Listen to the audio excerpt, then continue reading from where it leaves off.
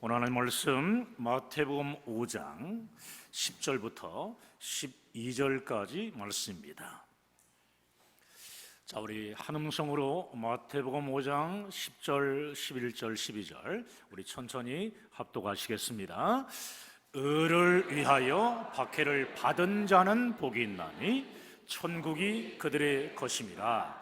나로 말미암아 너희를 욕하고 박해하고 거짓으로 너희를 거슬러 모든 악한 말을 할 때에는 너희에게 복이 있나니 기뻐하고 즐거워하라. 하늘에서 너희의 상이 큼이라. 너희 전에 있던 선지자들도 이같이 박해하였느니라. 아멘. 우리 서로 앞뒤 좌우로 교제하겠습니다. 잘 되고 있습니다. 하나님이 하시면 다 됩니다. 따라합시다. 하나님이 하시면 다 됩니다. 그렇습니다.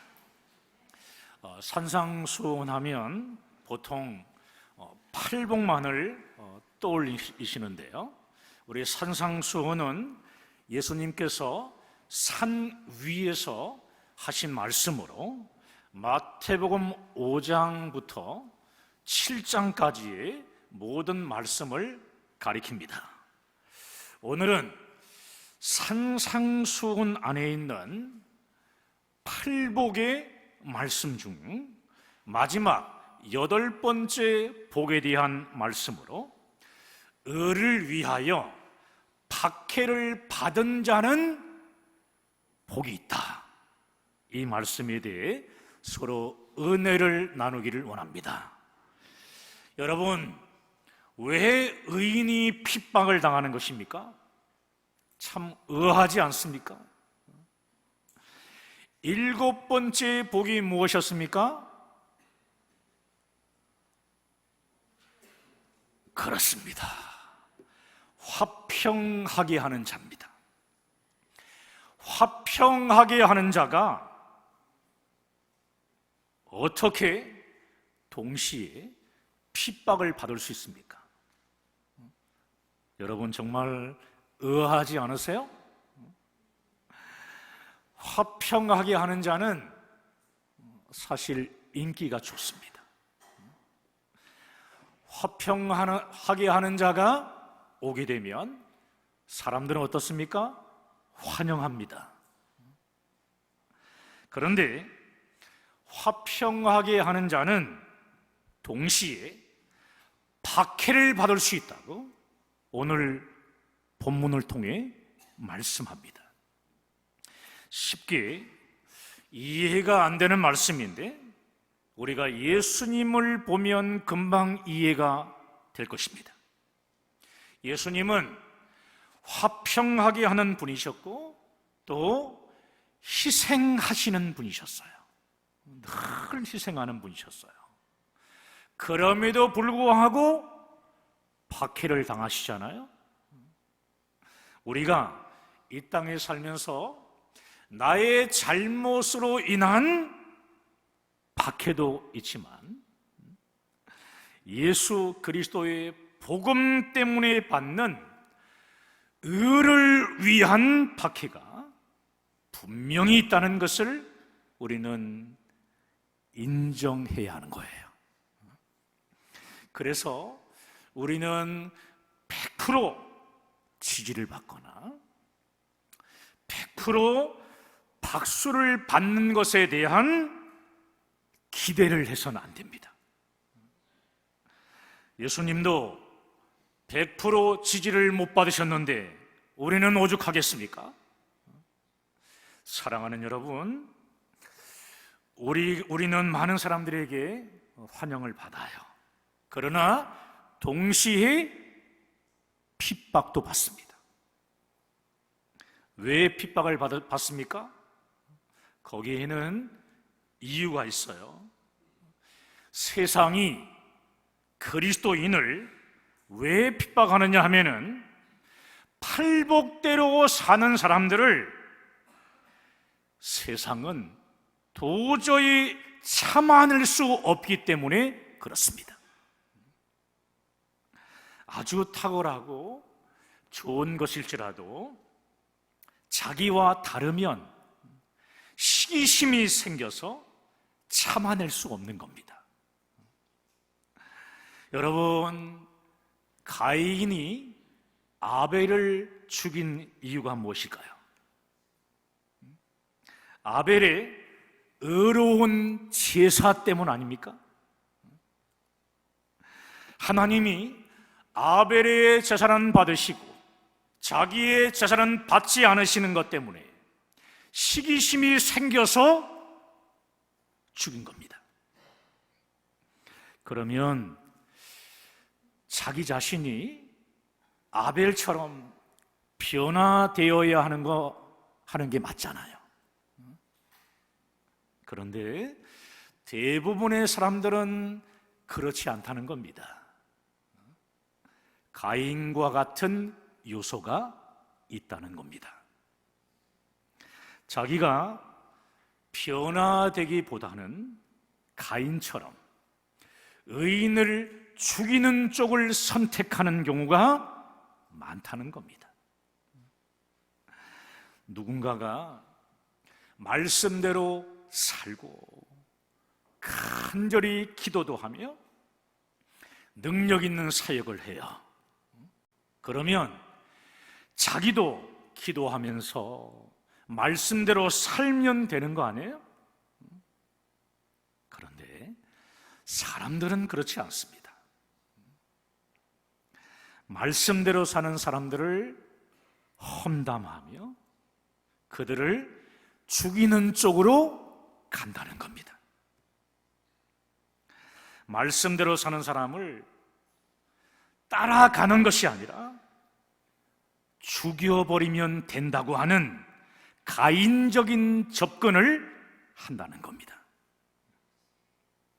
사실 교회 안에서도요, 열심히 사역하는 사람들이 칭찬보다는 험담을 들을 때가 많습니다.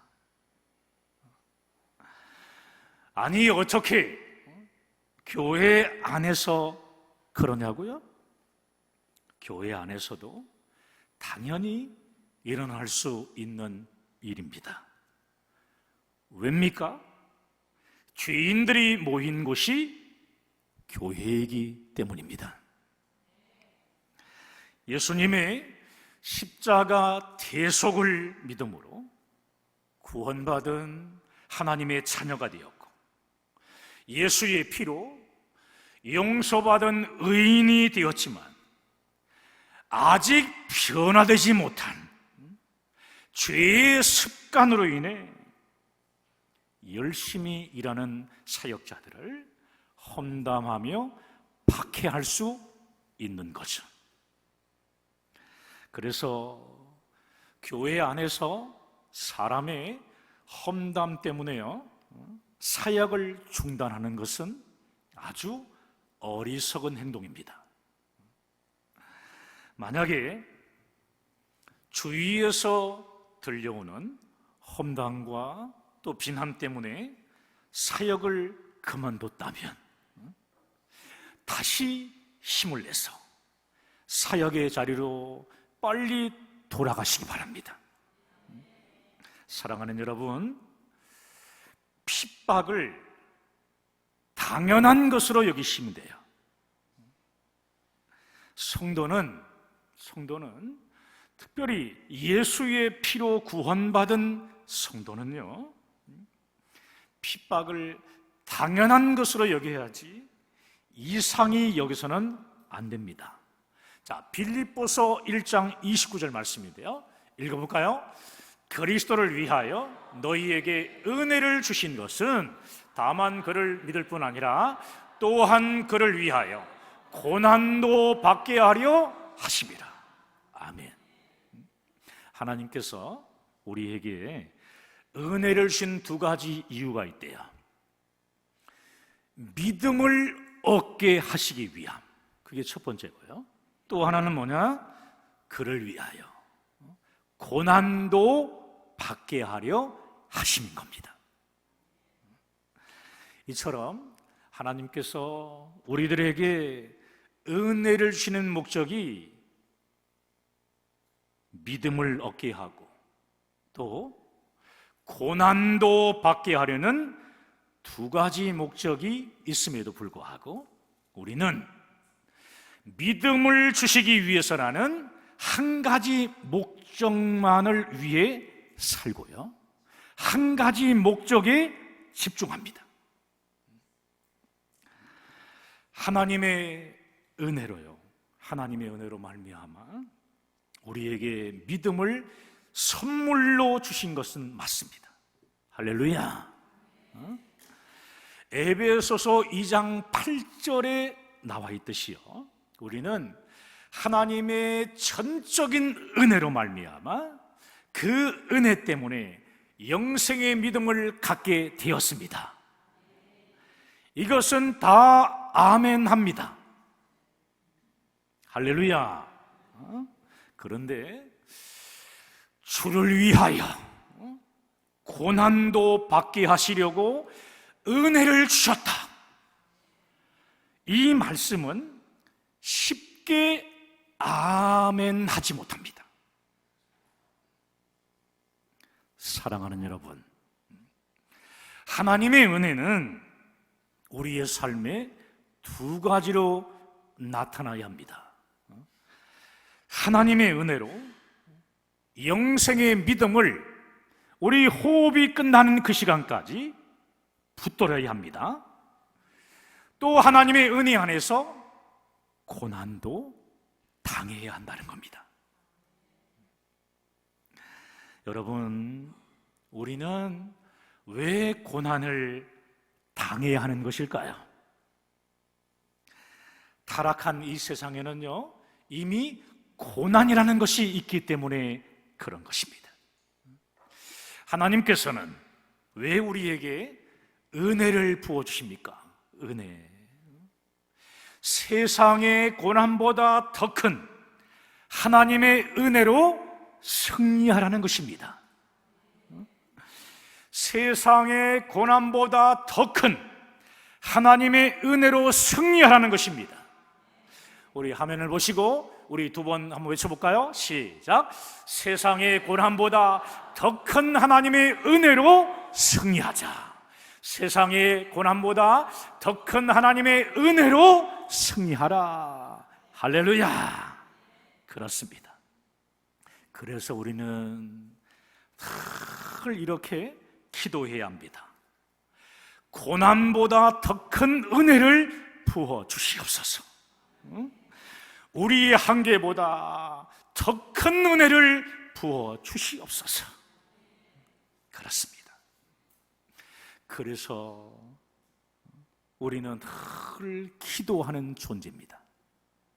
여러분, 성경의 창세기를 보게 되면 아브라함과 롯이 등장하죠. 아브라함과 롯이 함께 사는 동안에는요, 아브라함은 롯과 결코 경쟁하지 않았어요. 롯과 사는 동안 아브라함이 간절히 구한 것은 뭐냐? 바로 하나님의 은혜였습니다. 아브라함이 롯과 경쟁하지 않고 오직 하나님의 은혜로 살아가니까 롯보다 더 탁월한 인생을 살아가는 겁니다. 아브라함의 아들이 누구죠? 이삭이잖아요. 이삭에게도 무엇이 필요했겠습니까? 은혜였습니다. 모리아 산에서 그 인간이 경험할 수 없는, 아버지가 칼로 치료하는 그 현장을 목격한 그 이삭이요, 아버지가 기도해왔던 그 은혜, 고난보다 더 큰 은혜를 이삭이 그대로 본받았다는 거예요. 사랑하는 여러분, 이삭이 땅을 파는 곳마다 우물이 터져 나오는 은혜, 그 우물이 터져 나왔을 때 주변 사람들이 공격해 왔을 때 그냥 우물을 줍니다. 그리고 이삭이 다른 곳에 가서 우물을 팠을 때 하나님께서는 수맥을 움직이셔서 더 큰 우물을 하나님께서 터뜨리셨다는 겁니다. 여러분, 오직 은혜가 우리에게는 필요한 겁니다. 이삭의 우물을 빼앗던 세상이 결국 이 은혜에 굴복하지 않습니까?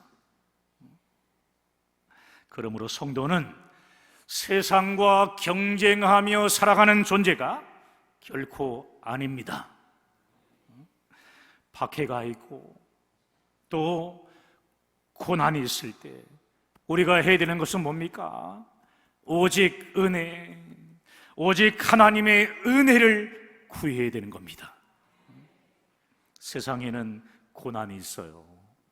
저에게도 없는 것처럼 보여도 고난이 있고 우리 모두에게도 고난은 다 있습니다.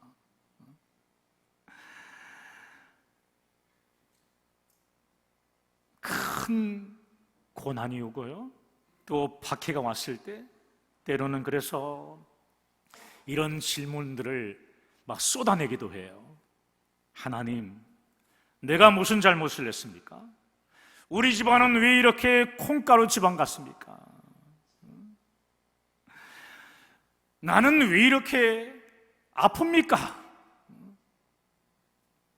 왜 나에게 이렇게 힘든 배우자를 주셨습니까? 그렇게 아내를 위해서 좋은 아내를 달라고, 좋은 남편을 달라고 기도했는데 왜 이렇게 어려운 배우자를 주셨습니까? 왜 나에게는 이런 고통과 아픔이 늘 있습니까? 이러한 질문들을 쏟아낼 수밖에 없는 고난과 박해 가운데 살아가는 우리에게 가장 필요한 것은 그 무엇보다 하나님의 은혜, 하나님의 은혜입니다. 하나님의 은혜가 없으면 고난의 세상을 살아갈 힘이 없기 때문에 그렇습니다. 그래서 성도는 늘 기도해야 되는 거예요. 쉬지 말고 기도해야 되는 겁니다. 기도 없이는 하나님의 은혜 안에서 살아갈 수 없기 때문이에요. 사랑하는 여러분, 예수님의 십자가 대속으로 구원받은 우리는요, 세상의 힘과 방법으로는 살아갈 수도 없고 살아가서도 안 되는 하나님의 자녀들입니다. 그러면 무엇으로 살아가야 합니까? 우리가 오직 하나님의 은혜, 하나님의 은혜로 살아가야 되는 겁니다. 그러므로 교회는 하나님의 은혜가 사라지는 그 순간부터 존재할 수 없는 겁니다. 교회가 세상의 방법으로 세상과 경쟁을 하는 그 순간부터 영혼을 살리는 교회의 능력은 사라지는 거예요. 여러분, 어떻게 우리가 세상과 경쟁해서 이길 수 있습니까? 교회가 세상의 권모술수와 싸워서 이길 것 같습니까? 싸워가지고 이길 것 같아요? 못 이깁니다. 세상을 복음으로 구원해야 할 우리가요, 세상과 경쟁하면서 세상의 방법대로 싸우게 되면 세상을 이길 수 없을 뿐만 아니라 영혼 구원의 역사도 일어나지 않습니다. 우리는 하나님의 은혜 안에서 우리 주 예수 그리스도의 십자가 복음으로 세상을 살려야 할 자들인데 세상과 경쟁을 하려고 하니까 박해를 받는 고난을 만나면 낙심하는 겁니다. 절망하는 거예요. 사랑하는 여러분, 기억하시기 바랍니다. 우리는 하나님의 은혜로 사는 존재들입니다. 어떠한 고난이나 박해가 오는 것을 막지 마십시오. 어떠한 고난이나 박해가 오는 것을 막지 마십시오. 우리에게는 고난보다, 박해보다 더 큰 하나님의 은혜가 있기 때문입니다. 할렐루야. 여러분, 박해를 받는 고난 때문에 무너지지 마시고 오히려 박해를 환영하십시오. 아멘하기 힘들죠? 박해를 환영하십시오. 박수를 치면서 환영하세요. 드디어 왔다. 시험을 통과할 때가 왔다. 우리는 말씀을 많이 듣잖아요. 하나님은 늘 테스트할 때는요, 모든 것을 다 가르쳐 두신 후에 그때 시험을 보십니다. 어떤 사람은 100점, 어떤 사람은 카트라인 60점, 이렇게 점수를 맞게 되는 거예요. 여러분은 몇 점 같습니까? 100점 아멘. 그래요. 60점 아멘. 60점도 안 되는 사람들이 있는 것 같아요. 할 수 있어요. 여러분, 우리에게는 박해보다 더 큰, 고난보다 더 큰 하나님의 은혜가 있습니다. 그렇습니다. 고난이 오고 박해가 왔을 때 은혜를 구하는 성도는 늘 엎드려 기도합니다.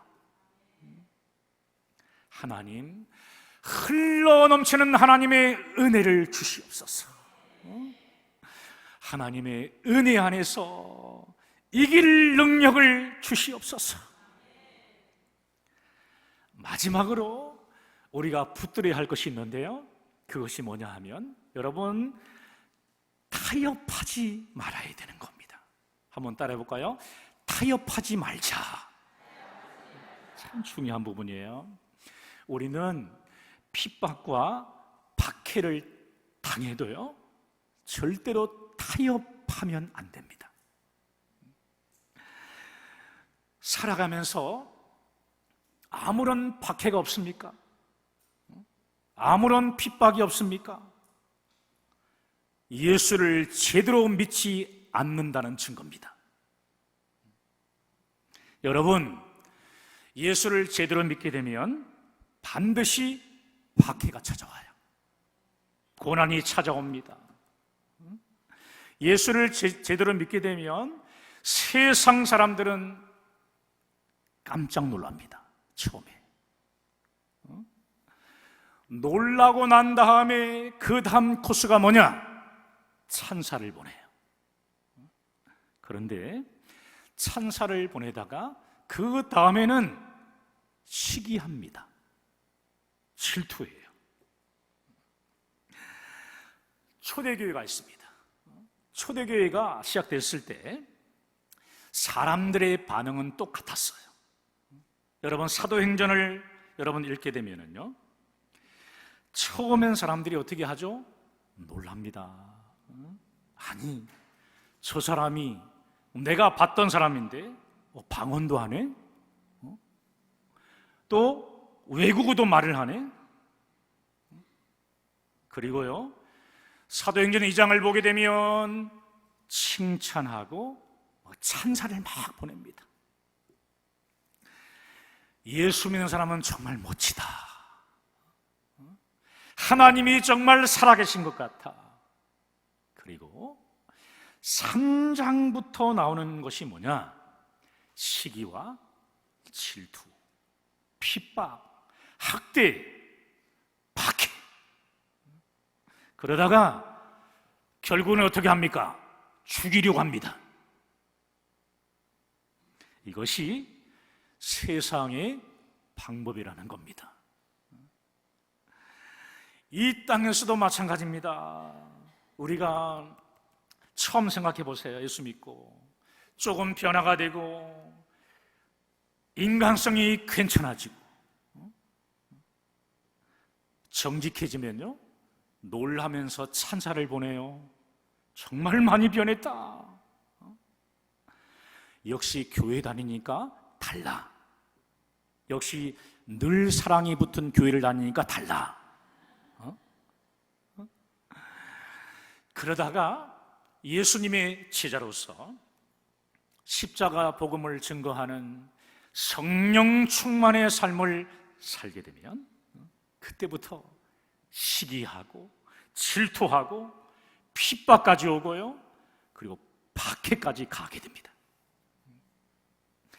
초대교회의 성도들이 핍박받고 박해당하는 것과 지금 여러분들이 직장이나 이웃에 왕따당하고 박해당하는 일은요, 강도만 다를 뿐 똑같은 거예요. 그러므로 박해를 당하는 우리가 해야 할 일이 있어요. 그것이 뭐냐 하면 타협하지 않는 겁니다. 타협하지 않는 것. 우리 주 예수 그리스도와 구원의 복음을 부끄러워하지 않고 타협하지 않는 인생들이 되시길 바랍니다. 박해와 고난 가운데서도 하나님의 의로 이 땅에 오신 예수님의 십자가 복음을 끝까지 붙잡고 타협하지 않으면 하나님은 가장 큰 상으로 갚아주십니다. 할렐루야. 의를 위하여 핍박을 받은 자는 복이 있나니 천국이 그들의 것임이라. 오늘 말씀 붙잡고 우리 함께 기도하십시다.